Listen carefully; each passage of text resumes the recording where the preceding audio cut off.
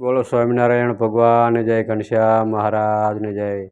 ભક્તો, આજે ફરીને એક નવો વિડીયો લઈને આવી ગયા છે. આપણી આ ચેનલમાં તમારા બધાનું સ્વાગત છે ને બધા જ ભક્તોને હૃદયપૂર્વક જય સ્વામિનારાયણ. ભક્તો, આજે આપણે વિડીયો કથા કરવાની છે એ શિક્ષાપત્રીના શ્લોકની આપણે કથા કરવાની છે. મહારાજે આપણને જે શ્લોકમાં સમજણ આપી છે, જે નિયમ બતાવ્યા છે એની કથા કરવાની છે. તો આ કથા તમે પૂરેપૂરો સાંભળજો. જો જે હરિભક્તોને ઘરે ભગવાનની મૂર્તિ હોય અને એમને જો ભગવાનના વાઘા ખરીદવા હોય તો અમારી પાસે ઓનલાઈન ભગવાનના વાઘા મગાવી શકે છે. અમારો મોબાઈલ નંબર 6354451482. આ નંબરમાં ફોન કરીને વધારે માહિતી લઈ શકે છે. હવે આપણે 10 શ્લોકનું આપણે કથા કરવાની છે. તો આ કથા પૂરેપૂરી સાંભળજો. 100થી 110 શ્લોક સુધીની કથા કરવાની છે. બોલો સ્વામિનારાયણ ભગવાનની જય.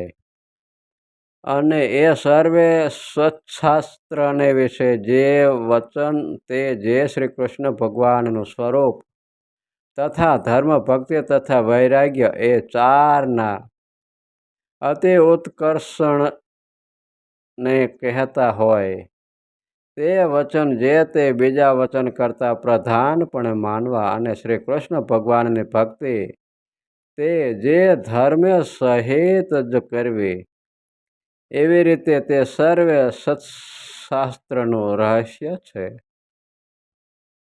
અને શ્રુતિ સ્મૃતિ તેમણે પ્રતિપાદન કર્યો એવો જે સદાચાર તે ધર્મ જાણવો અને શ્રી કૃષ્ણ ભગવાનને વિશે મહાત્મય જ્ઞાનને સહિત જે ઘણો સ્નેહ તે ભક્તિ જાણવી અને શ્રી કૃષ્ણ ભગવાન વિના અન્ય પદાર્થમાં પ્રીતિ નહીં તે વૈરાગ્ય જાણવો અને જીવ, માયા અને ઈશ્વર તેમના સ્વરૂપને જે રૂઢી રીતે જાણવું તેને જ્ઞાન કહીએ. અને જીવ છે તે હૃદયને વિશે રહ્યો છે, તે અણુ સરખો સૂક્ષ્મ છે ને ચૈતન્ય રૂપ છે ને જાણનારો છે અને પોતાની જ્ઞાન શક્તિએ કરીને નખથી શિખા પર્યંત સમગ્ર પોતાના દેહ પ્રત્યે વ્યાપીને રહ્યો છે અને અછેદ, અભેદ, અજર, અમર ઇત્યાદિ જે લક્ષણ જેના એવો જીવ છે એમ જાણવું. અને જે માયા છે તે ત્રિગુણાત્મિકા છે ને અંધકાર રૂપ છે ને શ્રી કૃષ્ણ ભગવાનની શક્તિ છે. અને આ જીવને દેહ તથા દેહના જે સંબંધી તેમને વિશે અહમ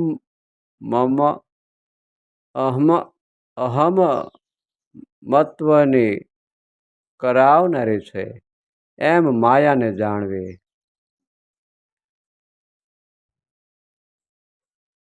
અહમત્વની કરાવનારી છે એમ જાણવી, માયાને જાણવી. અને જે ઈશ્વર છે તે